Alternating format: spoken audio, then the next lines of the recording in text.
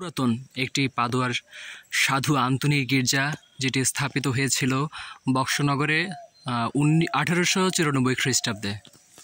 এখানে দেখতে পাচ্ছি সেই তারিখ, সেই সালটা দেয়া আছে এখানে।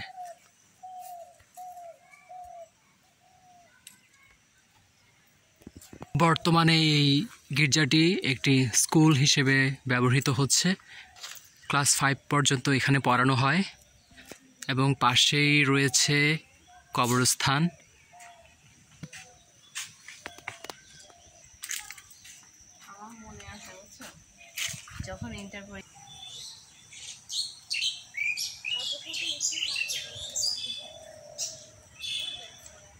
আমি আসলে আমরা দেখতে পাই এ ধরনের প্রাকৃতিক সৌন্দর্য, যেখানে চারপাশে দেখতে পাচ্ছি গাছপালা ভর্তি, এবং যদি এই পাশটা লক্ষ্য করেন দেখতে পাচ্ছি যে ধান ক্ষেত রয়েছে, ধান ক্ষেত ওই দূরে।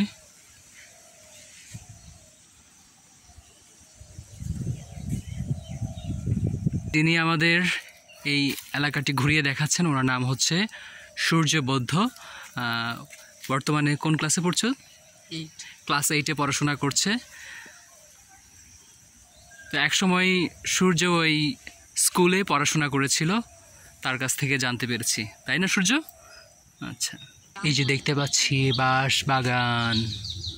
বাঁশবাগানের মাথার উপর চাঁদ উঠেছে ওই, যদিও এখন সন্ধ্যাবেলা তাই চাঁদ দেখা যাচ্ছে না, সরি এখন দুপুরবেলা চাঁদ দেখা যাচ্ছে না। সন্ধ্যাবেলা হলে আমরা নিশ্চয়ই চাঁদ দেখতে পেতাম এবং এই কবিতাটি বলতে পারতাম যে বাঁশবাগানের মাথার উপর চাঁদ উঠেছে ওই। দেখতে পাচ্ছি কি সুন্দর একটি জবা ফুল, তাই না? জবা ফুল